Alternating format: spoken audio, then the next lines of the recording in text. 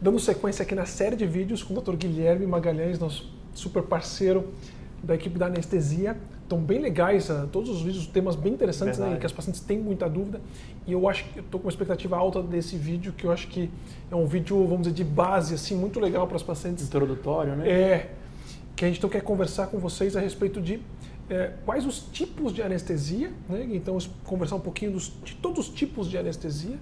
A gente sabe que depois a gente puxa o gancho para as cirurgias do pós-gestacional. Muitas vezes a gente tem que combinar técnicas de anestesia e a gente vai depois para os tipos específicos aí das cirurgias, quais técnicas que a gente vai usar. Mas podemos começar aqui, o que você acha? De quais os tipos de anestesia, para todo mundo entender bem o que é uma anestesia geral, né? Todo mundo tem muito receio, né? Então acho que vai ser legal para até quebrar esse gelo, esse receio tão grande, né? Esse mito da anestesia, né? Exatamente, a informação é sempre importante, né? Quanto mais informação você tem, menos receio você fica, né? Então, super legal. Em primeiro lugar, agradecer aí o convite mais uma vez para estar aqui.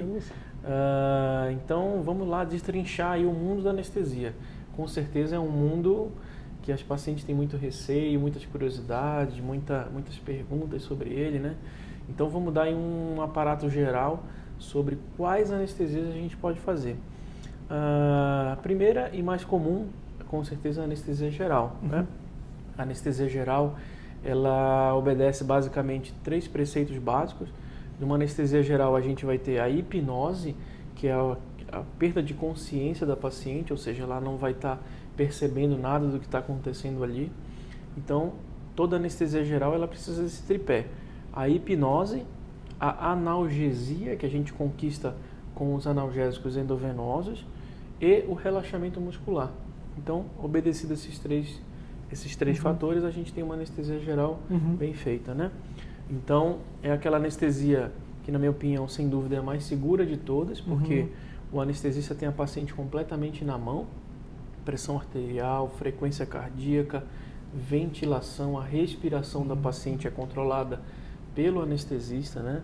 Então, você tem a paciente na sua mão, você tem total controle dos sinais vitais dela. Então, a gente, com a paciente devidamente monitorizada, você está sempre com um passo à frente para tratar qualquer tipo de evento adverso que possa acontecer. E a paciente está sempre muito bem cuidada e no estado mais fisiológico possível. E, obviamente, dormindo enquanto está sendo operada. Confortável, não está vendo nada, não está sentindo nada. Sim, bem monitorada, dormindo, né? com um soninho tranquilo. Realmente como se fosse uma noite de sono. Ela dorme e acorda já operada. Né? Então é um conforto e uma segurança muito grande, né? Na anestesia geral. Deu até puxar para o termo mais basal possível. Então aquela anestesia, né? Que o anestesista vai pegar a veia do paciente e vai por ali trabalhar todas as medicações, né? Para dar o conforto, para dar um sono, para que a paciente não lembre de nada. Só que como é um sono bem profundo, exato, então ela vai ter uma respiração mais controlada, controlada, com né? sistemas de ventilação, onde você vai monitorar, né, a frequência da respiração, o fluxo de oxigênio, quantidade de ar que entra, vai monitorar todos os batimentos cardíacos, né, porque é um sono bem profundo. Mas isso dá para o anestesista todo esse controle e a paciente está numa situação de conforto extremo, sem sensibilidade a todos os estímulos da cirurgia, para que possa então estar de uma forma muito controlada, seja de barriga para cima, seja de barriga para baixo, numa lipoaspiração, né, Gui? Seja trabalhando numa área mais superior, os braços, seja numa área, num culote, numa área mais inferior, então dá uma analgesia mais controlada, um sono mais segurança, né? E uma segurança. Daí a importância também de ser sempre realizado em ambiente hospitalar estruturado, bem equipado, né? Exatamente. E o mais importante, além de monitorizar, é o anestesista controlar também, né?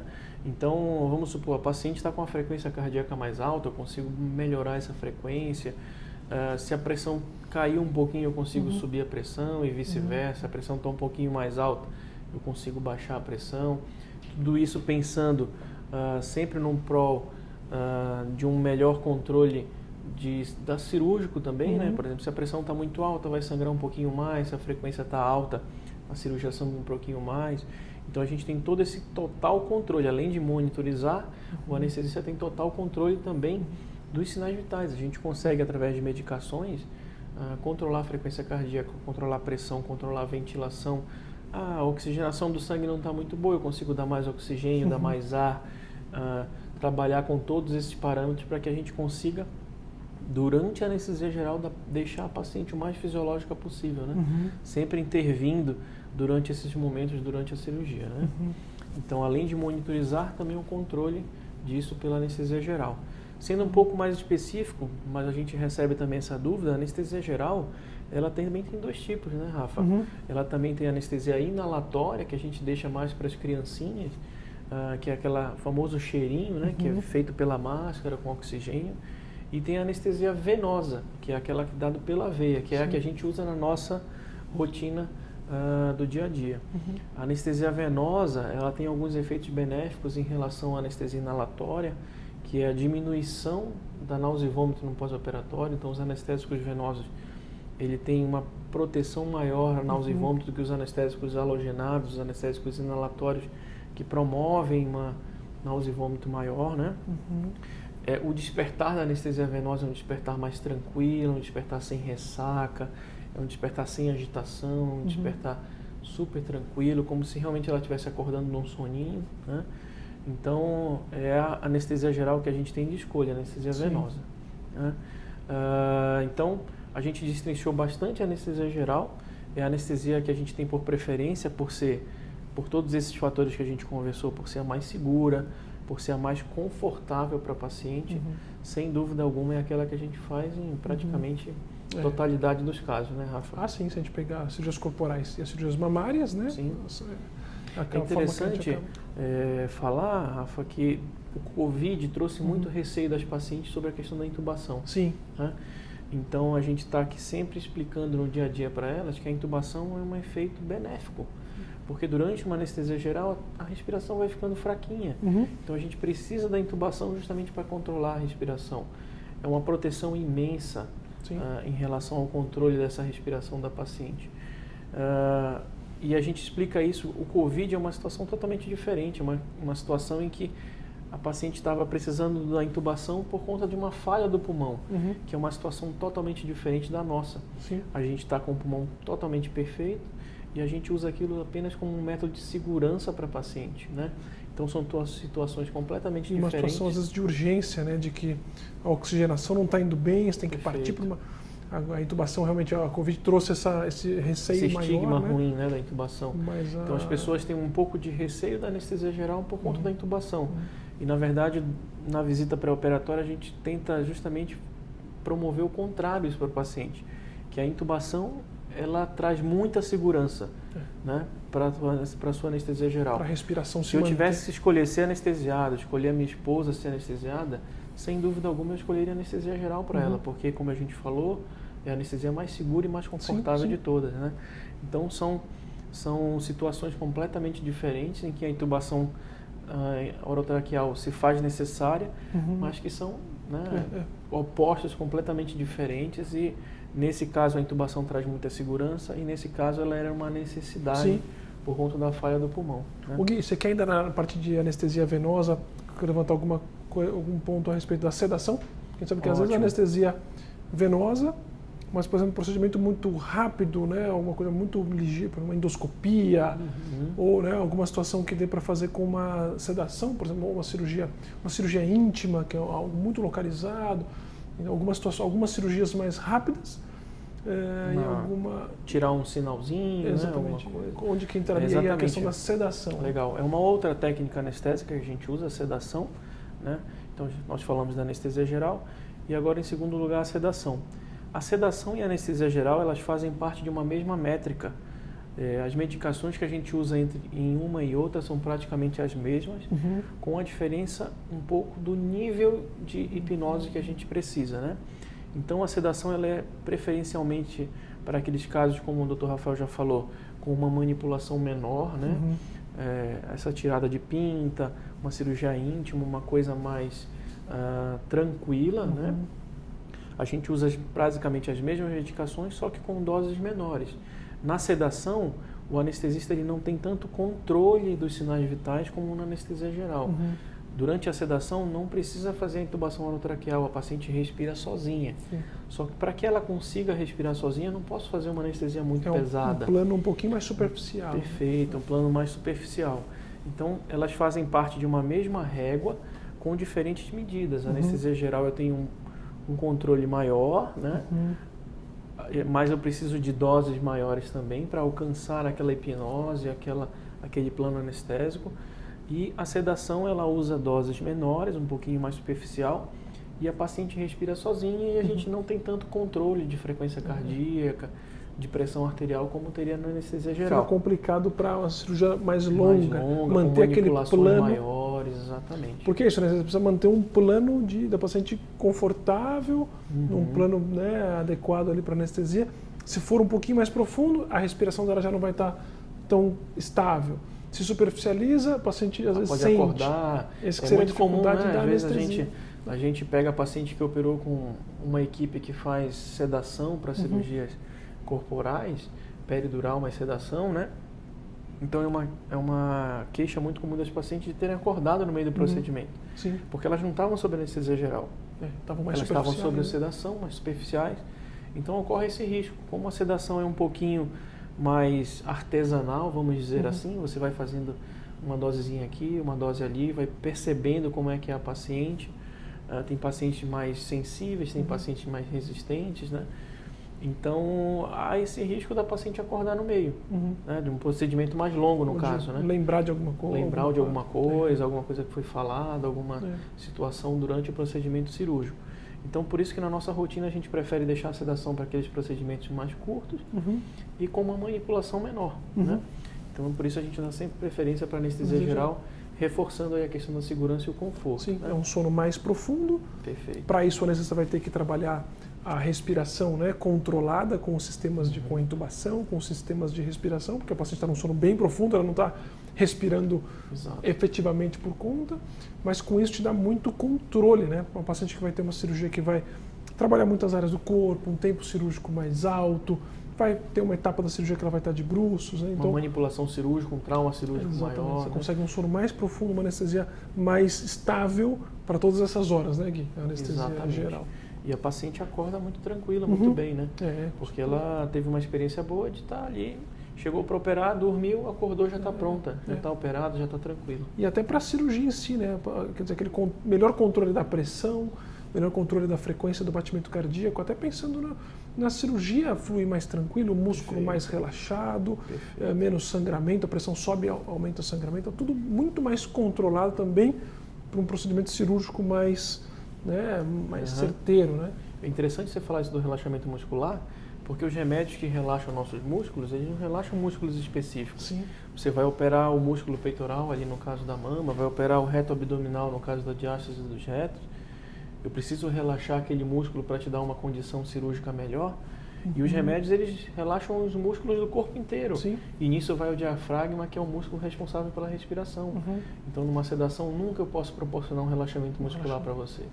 Né? Que isso traria menos dor para o paciente, menos manipulação cirúrgica e mais segurança para o procedimento cirúrgico também. Claro. Então, a sedação também tem esse ponto negativo aí. Né? É o que aconteceu muito nessa, imagina, uma cirurgia de prótese mamária. É uma cirurgia de tempo cirúrgico menor. Sim. E que, de repente, pelo tempo cirúrgico, a sedação poderia ser bem indicada. Mas como a gente tem cada vez mais trabalhado aí cirurgias musculares, né, o dual plane, as cirurgias submusculares, A anestesia geral vai se fazendo necessária. a gente precisa de um relaxamento muscular para que a cirurgia flua bem, o músculo esteja bem relaxado para a gente poder trabalhar ele de forma ali bem precisa, né? Exato. E músculo relaxado é músculo que não dói. Sim, né? menos dor no O músculo contraído, ele dói muito mais do que um músculo relaxado. E aí acaba entrando na anestesia geral, Perfeito. inclusive na prótese mamária, que é uma cirurgia de tempo cirúrgico menor. E daí a importância de até uma cirurgia de prótese mamária ser feita em ambiente hospitalar, né? Então a gente até as cirurgias de menor porte a gente faz sempre em hospital para ter tudo isso, né? Para ter toda essa monitorização, essa estrutura de mais segurança. É interessante, Rafa, que a anestesia geral, ela traz um conforto não só para a paciente, mas como para o cirurgião Com também. certeza, né? Né? Porque às vezes você está fazendo ali uma sedação na paciente, a paciente mexe, a paciente se movimenta, acaba atrapalhando a sua cirurgia também, né? Então, além do conforto e da segurança para a paciente, que é o que a gente mais se preocupa, também tem um conforto para o cirurgião. Para poder executar ali da melhor forma. Da melhor forma possível, entregar o máximo que você possa, né? Com certeza. Ao paciente. Legal. Então, anestesia geral, sedação. Que já envolve a sedação, né, e tal. E aí tem os bloqueios, né? Os bloqueios regionais e os bloqueios de neuroeixo. Né? O que são os bloqueios de neuroeixo? É a raquianestesia e a peridural. Quando eu falo neuroeixo é o que a gente fala na questão da coluna vertebral, né? Então a raquia e a peridural são feitas ali na região da coluna vertebral. Diferença entre as duas: a raquia, como a gente já faz o anestésico realmente dentro do canal medular, então a gente consegue fazer uma dose muito menor dos anestésicos, né? Na peridural, como a gente faz um pouquinho mais superficial na eminência dos nervos, a gente precisa de uma dose, uma massa de anestésico maior. E aí já entra um outro ponto sobre a questão da intoxicação de anestésicos. Mais né? efeitos colaterais. Mais efeitos colaterais, exatamente. Então, a RAC a gente consegue fazer uma dose um pouquinho menor, por conta da localização onde ela é feita. E a peridural a gente precisa de uma massa de anestésico maior, também por conta da localização onde ela é feita, né? A gente tem muito apreço por essas cirurgias, por essas anestesias de neuroeixo, porque elas trazem muitos benefícios de analgesia preventiva. Os pacientes ficam muito bens quando associadas. A gente vai falar daqui um pouquinho sobre a associação de anestesias, né? Então, são anestesias seguras também. Muitas pacientes também têm receios sobre elas, que a gente sempre está sempre trazendo informações para acalmar os pacientes, mas são anestesias também muito seguras, desde que bem indicadas. Basicamente que a gente tem ideia, de rotina, né? Sim. Basicamente a ideia é fazer o bloqueio, injetar o anestésico para que a gente tenha uma analgesia corporal. Uma boa analgesia. E é interessante que as pacientes acabam tendo já uma experiência prévia, né, da RAC, da cesárea. As pacientes que foram mães, né, tiveram uma RAC na cesárea. E aí, qual a diferença da RAC ali, que elas tiveram aquela experiência de receber a RAC totalmente acordadas, né, porque estavam ali para ter o parto, não podia receber nenhum sedativo pela veia, para a RAC que a gente utiliza de rotina nas cirurgias corporais, só que de forma associada, né, à anestesia geral. Associada à RAC. Qual a diferença? Boa pergunta, Rafa. Na cesárea, você faz o bloqueio regional, porque é a anestesia que menos interfere com o feto, né? A anestesia geral na grávida, ela tem aquele risco de passar pela barreira placentária, chegar um pouquinho no feto. Então, a raquianestesia ou a peridural, que são anestesias regionais, ou só anestesia da parte corporal, elas são mais seguras para o neném. Para o neném, né? Sim. Não passa para o neném, né? Exatamente, não passa para o neném. Então, nessas cirurgias, como é uma cirurgia que você precisa lembrar do teu filho nascer, uma cirurgia que você precisa recordar daqueles momentos, a gente não faz nenhuma sedação. Então, a gente acaba fazendo a anestesia com você acordada. Faz um botãozinho anestésico para ajudar ali a questão da picadinha da RAC, mas você fica acordado o tempo todo. Você lembra da picadinha, você lembra da perna ficando sem mexer, formigando, aquela sensação de primeiro esquenta, depois formiga, depois para de mexer. Então, tudo isso você vai estar consciente e lembrar de tudo isso. Nas nossas cirurgias isso é totalmente diferente, né? Uma experiência completamente diferente. Porque a gente faz a RAC com você sedada já. Então você não vai lembrar nem que fez a RAC, não vai sentir a picadinha, não vai sentir aquele desconforto da perna formigando, da perna esquentando. Então a gente já faz a RAC com uma sedação prévia. Então é muito mais tranquilo. E apesar dela durar muitas horas, que é a RAC, é a ideia de fazer, por exemplo, uma cirurgia corporal. Você vai fazer uma anestesia geral de base, mas vai associar uma RAC para ter menos estímulo doloroso, né? E com isso ter menos dor no pós-operatório, né? Exatamente. Mas apesar da RAC ter uma duração aí de muitas horas ainda depois, para segurar bem a dor, não acordar da anestesia geral já sentindo, não, acorda com ainda o efeito da RAC, para dar tempo dos medicamentos todos irem fazendo efeito, né? Circulando os anti-inflamatórios, analgésicos. E a gente tem um melhor controle da dor no pós-operatório, e a gente vê na prática que ajuda demais. Apesar disso, a paciente quando acorda da anestesia geral, depois de uma cirurgia corporal, ela já está sentindo bem as pernas, já está movimentando, é mais o efeito de analgesia. Exato. Que ainda perdura mais tempo, né? São dois conceitos importantes de serem esclarecidos. A anestesia, que é a ausência completa de dor, e a analgesia, que é o controle melhor da dor, né? Então, A hack, ela tem um efeito anestésico, que é aquele que você não mexe a perna de 4 a 5 horinhas. Mas ela tem um efeito analgésico residual de muitas horas. Por mais que você esteja mexendo as pernas, já sentindo a perna, mas ela tem esse efeito residual da analgesia. Né? Então, você não, quando acorda da anestesia geral, você não vai estar mais anestesiada da cintura para baixo. Mas você vai ter essa analgesia residual que a hack ou a peridural proporcionam. Sim. Né?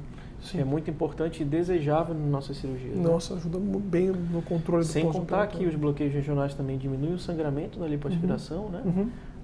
E também protegem contra a trombose. Né? Claro. Então tem outros efeitos benéficos em relação à cirurgia, Sim. além da analgesia, que é o conforto para o paciente, mas também pensando nesses outros pontos aí, né? Claro. Então tem os bloqueios de neuroeixo e os bloqueios regionais, que são aqueles que a gente quer anestesiar um braço só, a gente quer anestesiar uma perna, a gente quer anestesiar só o músculo peitoral. Normalmente a gente faz esses bloqueios regionais localizados sempre com o auxílio do ultrassom, né? Ou uma anestesia local. Você vai tirar um dente, você vai tirar uma pintinha, vai fazer um lobo de orelha, vai fazer até uma otoplastia, né? Sim.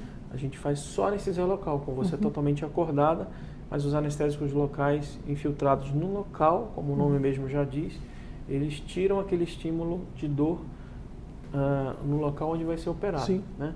Então, basicamente, tem todos esses tipos de anestesia. Legal, anestesia geral, anestesia a hack e a peridural, que são aquelas da coluna para dar exatamente, o conforto, né, do abdômen para baixo.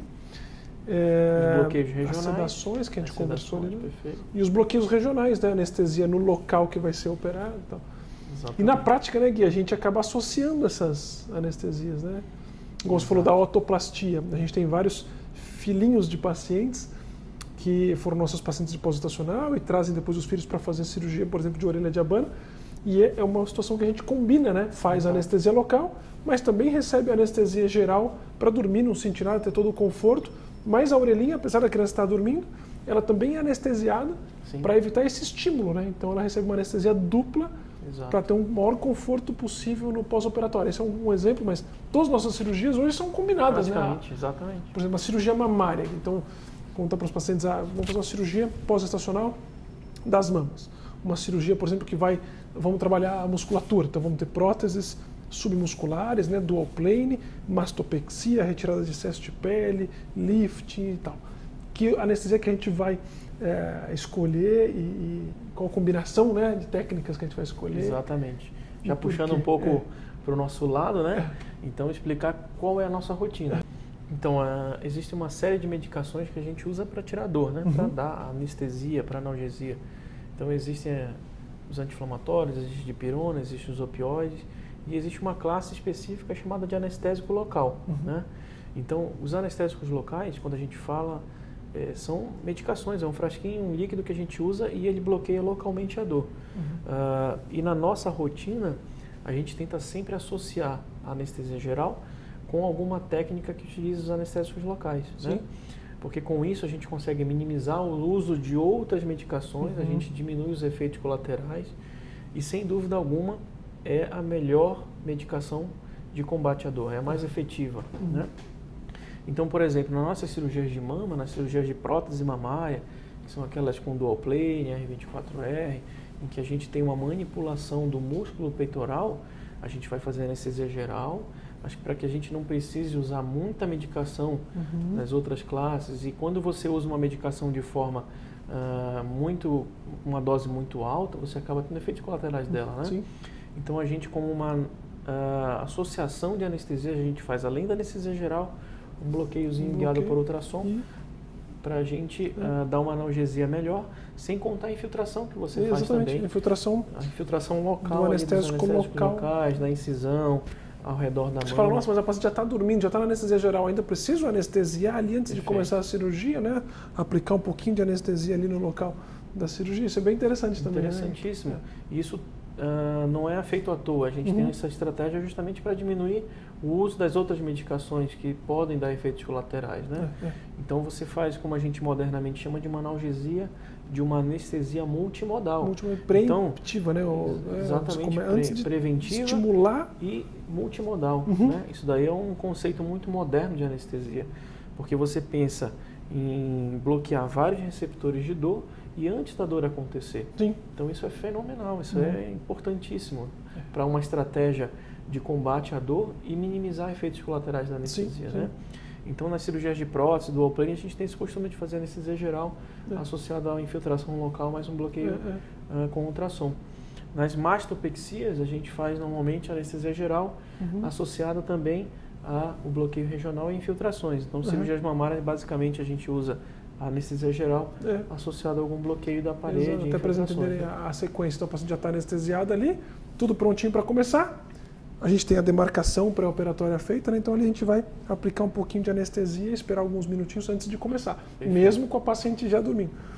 A cirurgia transcorre, né, com relaxamento muscular, através da anestesia geral.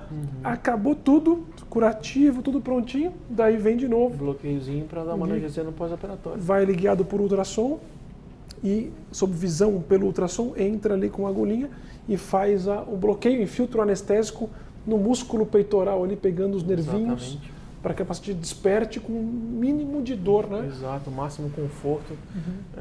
O anestésico local ele vai tirar localmente a dor, né? Então dá um conforto muito grande. A gente, reforçando mais uma vez, precisa cada vez menos de opioide, né?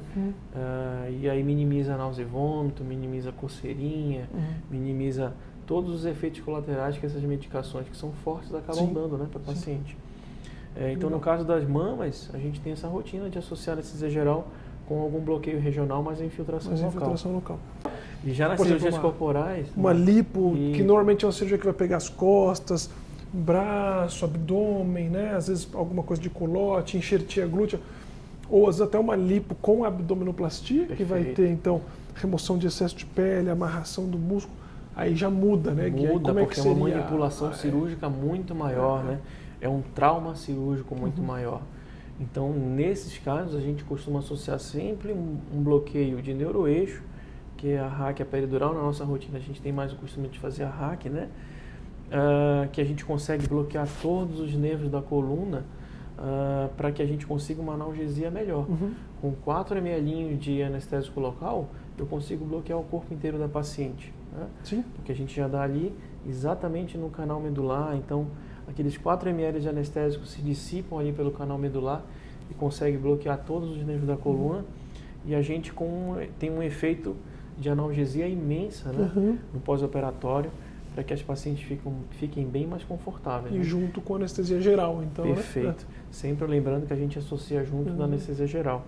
Então esse é um detalhe importante, porque se eu tenho a analgesia e a anestesia com a RAC, eu não preciso lançar mão durante a anestesia geral de remédios muito fortes, como os opioides, né? Então eu minimizo o uso desses opioides e com isso eu tenho também menos efeitos colaterais. Sim. Então fica uma associação muito boa para a cirurgia plástica, porque a gente tem basicamente a hipnose, o relaxamento muscular que a anestesia geral proporciona, o conforto, a segurança, associado à anestesia, à analgesia residual, ao controle melhor de sangramento, ao controle e à prevenção de trombose que o bloqueio de neuroeixo me dá. Então a gente associa as duas anestesias, lembrando sempre às pacientes que essas duas anestesias elas são feitas com a paciente já sedada, então você não lembra de absolutamente nada do que vai acontecer. A única coisa que realmente lembra é a gente pegando o acesso venoso, já fazendo aquele remedinho para você relaxar, uma medicação pré-anestésica, para a gente fazer já tanto o bloqueio de neuroeixo quanto a anestesia geral com a paciente já sedadinha, né? Então ela não lembra de nenhum dos dois procedimentos. Legal. E ela já acorda, como eu sempre brinco para ela, já pronta para desfilar na praia, já com o biquininho, né?